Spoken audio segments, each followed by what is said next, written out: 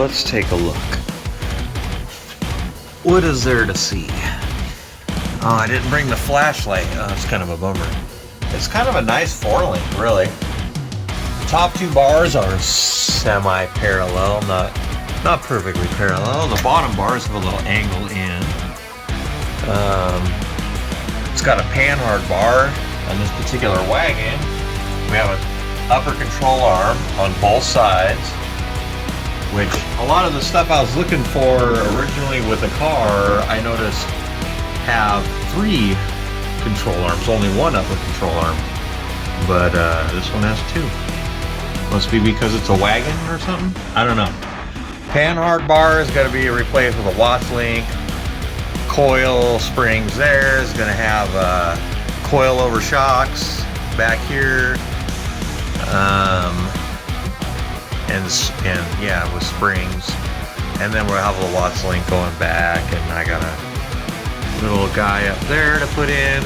I've been saving up a bunch of parts, so we're gonna swap this rear end out with something nice and give this car a whole new lease on going down the drag strip.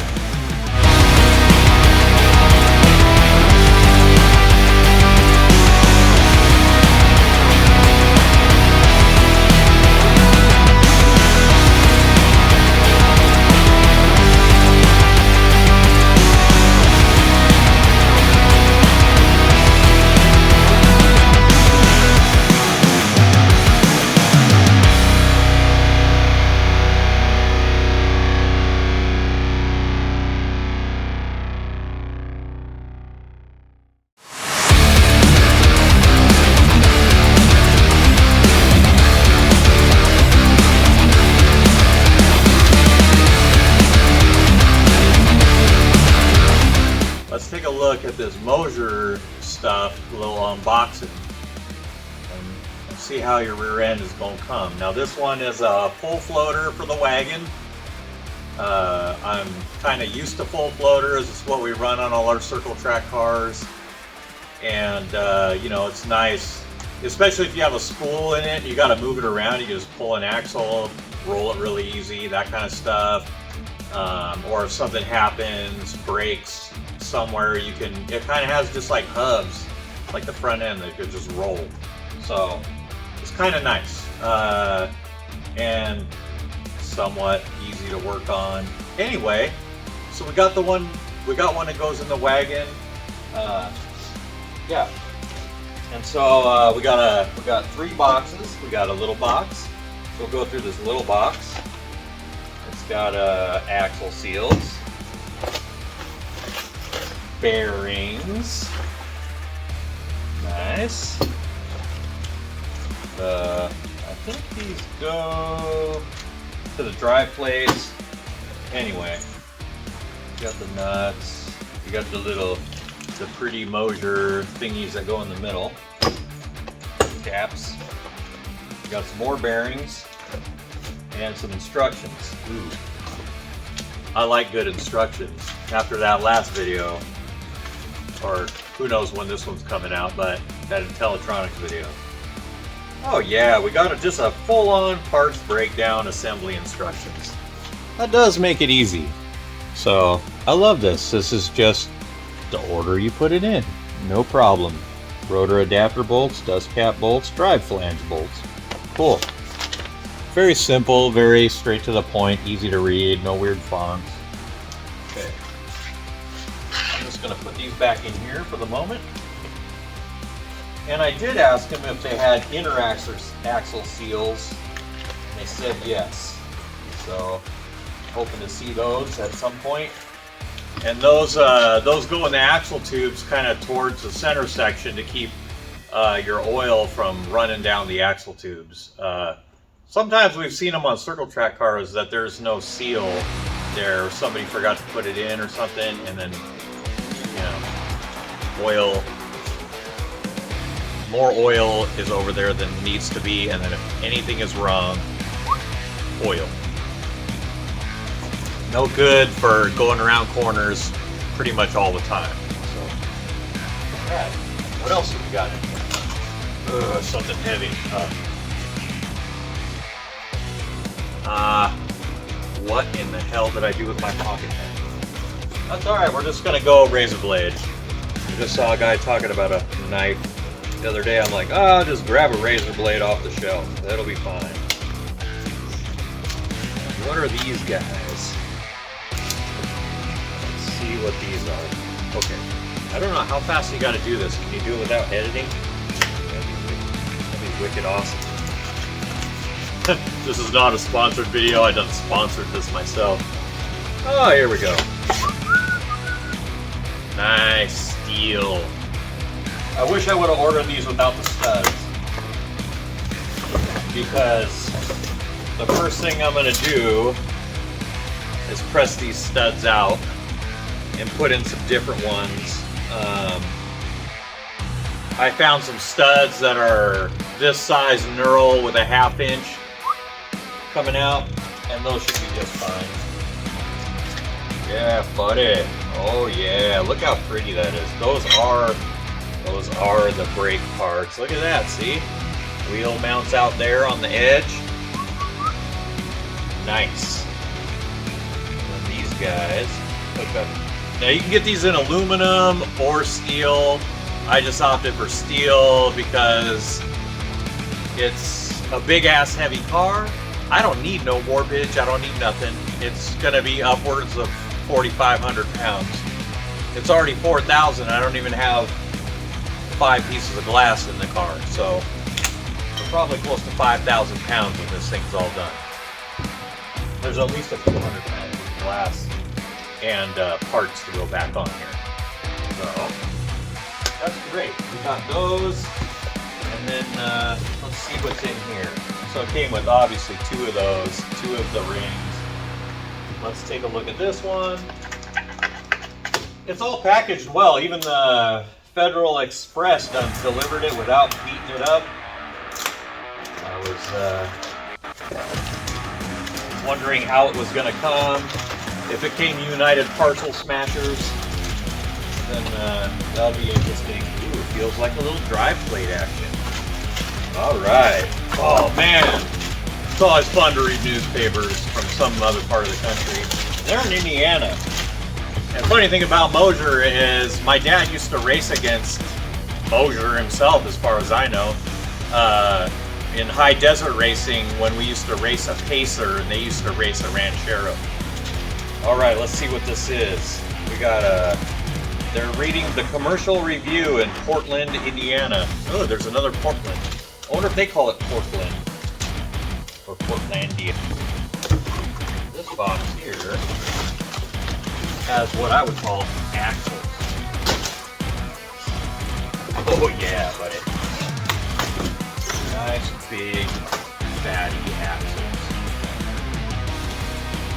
So we went with these nice 31 spline solid axles. I hope this. I can't really lift with my right arm. These 31 spline axles are going to be great for the turbs. You know, boost, a little bit of boost. You can put a little bit on these. Let's take a look at this thing. Really nice housing. I had them put in the bungs for filling, draining. And it's got these snouts on the end. And it's not very heavy. It's a pretty light piece. 1/4 inch wall axle. Maybe we need some, I don't know. But anyway, the upper control arm mounts on this Impala are pretty cool. They got little shims like this, you know, to square up the rear end.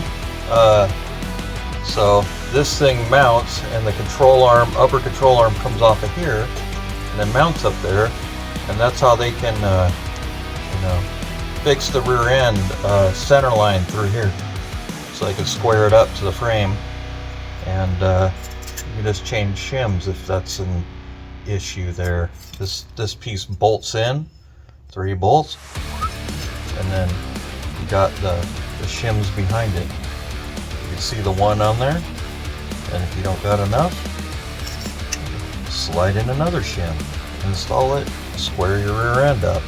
If you're having a problem, Maybe you have an Impala. Maybe you have a wagon. Maybe he was just curious.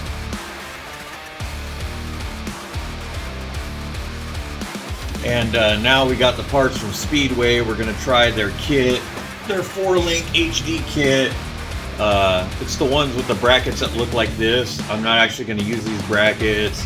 These are about 100, and they said 7 gauge. I think that's like 180 thousandths, maybe a little bit under.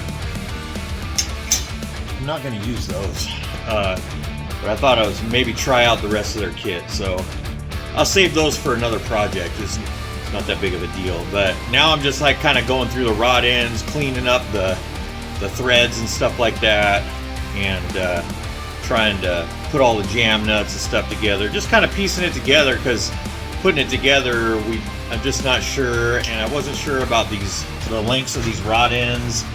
And then you got all these jam nuts you got to put on, and you got right and left hand threads. So sometimes you get it right, sometimes you get it wrong, because there's like 8 of them or something, you know, 4 for each one. And then, yeah. And then I think I'm gonna put a little grease on these threads. But I'm just trying to make sure they twist nice and good out of the car, and then that way, when I go to assemble it,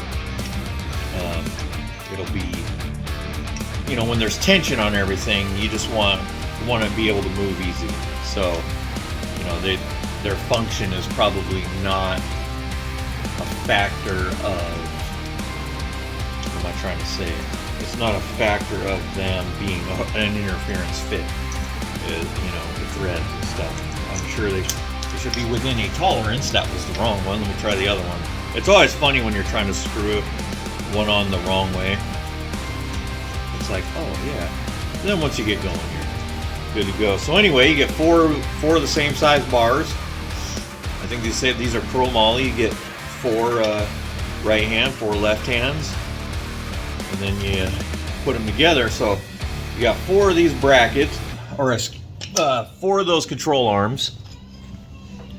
You got 4 of adjustable shock mounts, 4 upper shock tabs, and then these, if you don't know, they go each one on each side of this, and then this is sandwiched, so then you can move your shock up and down depending on the length of your shock, whatever.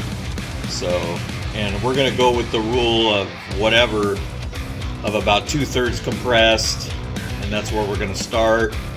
I don't have any idea on the shock. I tried to get a little help on the shock. I think we're gonna start with 60%, just as a basis. You know, we're gonna try 60% rebound, 40% compression, and it's not because we want the car to squat. I want controlled separation. So that's where I want a little more. That's where the force is going to be applied for the most part, through the suspension and the geometry. So anyway, we'll have some plates similar to this, but I got some ones from Jags that go all the way around. They're really good value, and we'll see how they fit compared to these as far as a universal kit. You know, the physics of these may be 100% okay, it's fine. I just got like a, you know, almost 5,000 pound car, so I was just thinking maybe I'll go with a little thicker metal. So I'll go with 1/4 inch plates, and we'll utilize a bunch of the rest of the stuff, you know. The rod ends are mostly probably based on, you know, how much power you're going to put down, you know, like if you're going to watch some stuff on that. So anyway, we got their basic 4-link kit. Let me show you the front brackets. This is your front bracket, and you're going to have your back bracket back there, and then, you know, and then these 2 bars are going to go out, and they're going to come together like this, or like this, or like this, whatever it does. And where they cross, that's going to be your instant center. And then how high or below your anti-squat line is how much percentage of anti-squat or force pushing the tire into the track, or squat where the car actually is pulling the tire up towards the car and away from the track. Now, if you can get your head around that, or if you can't get your head around that, but if you just believe that, you're going to be way better off than a lot of folks. I'm telling you that right now. So, yeah. So we're going to set this up, and we've done corner weights on the car, and we can do that at our shop. And because we do it for the circle track cars, but I went ahead and weighed this car. This car is a beast. It's about 54% rear, and it's about 50-50 side to side, but I think once I get all the glass and the other stuff, we're going to be 45 to 5,000 pounds, you know, somewhere in there. I have no idea how much. By the time we get a passenger also, you know, 110-pound passenger or 100, I don't know. I guess we shouldn't even go there, right? So, yeah, we got brackets. And then to keep this stuff centered, a lot of our hot rods we've been doing lately, we've been doing Watts links. So I wanted to see what the Watts link from Speedway looked like. So we have this. And it comes with a little short bracket over there, a little short bracket over there, and the thing to mount on the rear end. It's pretty thick. I don't have my stuff on me, but I'm sure that's all of a 1/4 inch. And then the bar in the middle is kind of like the 7 gauge. I guess I can compare it. I don't have my calipers on me, so excuse me about that. I can add it in later in post-production. Yeah, we're probably looking at a 1/4 inch regular brackets and damn near 3/8 on that one. The weird thing about these is one of these, I don't know if you can see it on here, but if I turn it, you can see there's 2 holes been cut, drilled, something. I don't know. I'm not really sure why this tubing would have those you know, marks on it. You know, I don't think anything's welded in the middle. I didn't really look in the middle of them. I don't know if there is a bar in there and it's plug welded. And you could say, why don't you pull the rod ends out and look? And then maybe I will later, but not right now. I just kind of forgot about it before I started the video. But anyway, the rear end can go up and down, and then these just move, and it goes up, down. You could just watch it move, that piece in the middle. If I could, I guess you'd have to hold these in the spot, and then you could see that go up and down, and whatever. Anyway, usually have, you know, it doesn't take much to get a few inches of travel in the back anyway. This will keep the rear end centered. It's kind of weird though. It's all steel. There's no shoulder bolt. There's a little piece of steel bushing you put in between there. I think we're going to end up cutting this up a little bit and putting some Delrin, a nice size Delrin bushing in there and stuff like that. And yeah, and I mean the plasma cutter looked like it got a little crazy, you know, while they were, or a torch or whatever, however they were cutting it. But it scarfed into the shape, and I usually think you'd want it to like be on the outside of the line. Rather, if you're cutting the line, you want it on the outside of the line. We got, what would that be? Minimum material condition? Yeah, like we dipped into the minimum material condition a little bit. So, yeah. And so there we go. So we got a Watts link. We're gonna modify a little bit and make it a little better. And because there's a lot of slop in here, and I'm sure you don't want any binding. So this would work probably for many hot rods, but on some of the wear surfaces, I'm gonna go ahead and Delrin this thing. And that'll be it. I just gotta finish getting the brackets cut off of the car. I'm most of the way there. I got a little bit left. So let me get after it. And I don't get the other brackets for a few days anyway, so I'm just gonna keep putting all this stuff together, sorting it out, getting it all ready, and then grinding the brackets off the car.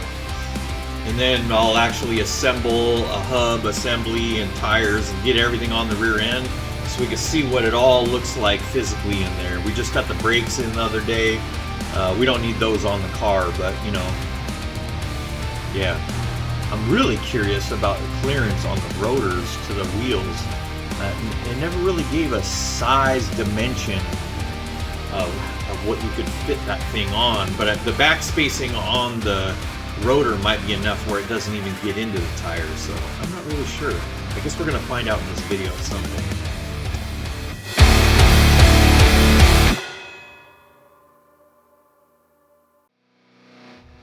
Here we are again, energy suspension. Get the instruction sheets. But to get enough for a wagon, we have double the instruction sheets. We only ended up with the extra of the front stuff, I think. I don't know. Anyway. Yeah, we're doing the body mount bushings for the back of the car. We already did the front of the car when last time I had the fenders off. So it's time to do the back. We're still about a day ahead of when my rear end brackets will be here. So we're gonna get to replacing some bushings today and cleaning up the frame some more. Like there was some like pieces of sheet metal or stamped steel that just came out beyond the frame. I'm like, man. So I ground them at least flush with the frame, but I'm gonna doctor them up a little bit more. I just got in there with some rough stuff and started cleaning. I want to try to clean up as much of the frame as I can, and then maybe put a little primer and rattle can rebuild on it. Just keep it in decent shape for the someday frame off. I think at this point, now that I've taken all these bolts out, I've taken out just about every single fastener on this entire car and put it back on at least once. Yeah, between the engine, the interior, and everything that's gone on, I think I pulled every part on this car off. I think the only thing I have left is the front suspension, and hopefully I'll get to that sometime. I'm trying to get a set of Corvette spindles and brakes for the front of the car, so we'll see if I can locate a set of those before the trip. Well, all the old body bolts came out except for one under this back corner on the back part of the frame, but I'll pull this back bumper and see if I can't get to it better. It's kind of nice. Anyway, I wanted to move some of these wires, be able to access that spot pretty good, so that's all right. That square opening there, it got the wires coming out like that. I should probably address that real quick while I'm down here. Be easy enough. And then yeah, I think I'm one size small on my bolts there too. I've opened them up. Let me see. Anyway, now we can get to that damn bushing that's stuck in there. So let me do away with these and get some new bushings up under here. Start working my way up. All right, so the last one got cut. And we got some hardware stuck up inside the body. So I'm gonna have to go up above here through there. I'm gonna take the tailgate off and then probably have to make a little access to get to the nut in there. But it is what it is. I don't think it'll take long. It's just kind of a bummer to cut in there again.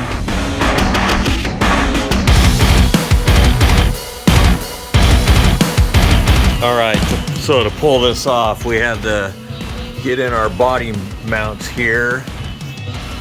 Here, we had to loosen these up. This one, and then we got, there's a couple back here. There's one up there, one up there, one over here. I gotta grind that hole out. In the body is too small. And then there's one at the back. And yeah, to loosen them all up, put a 2x4 under the car, lift the body up, which is a lot heavier than I thought it was.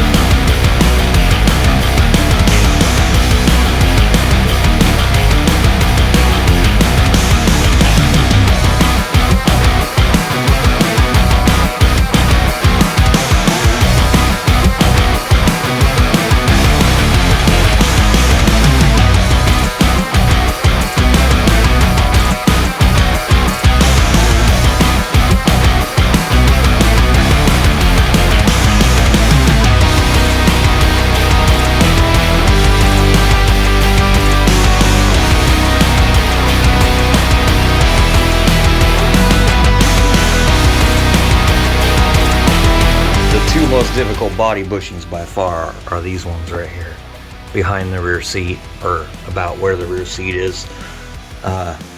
Yeah, have to put a 2x4 under it, spread it out, and then take all the bolts loose up there, and then also back here and across the back of the car, and then jack the side of the car up one side at a time.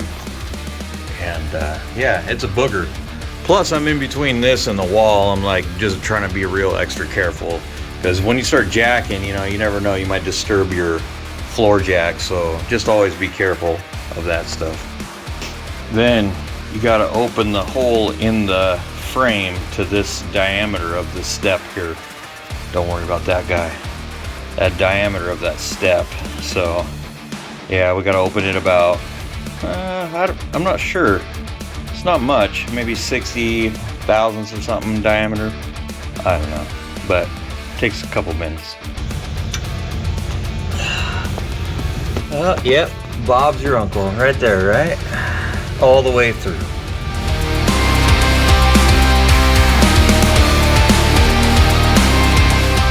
And that, ladies and gentlemen, is how you change all the body bushings in a 65 Impala wagon. What fun.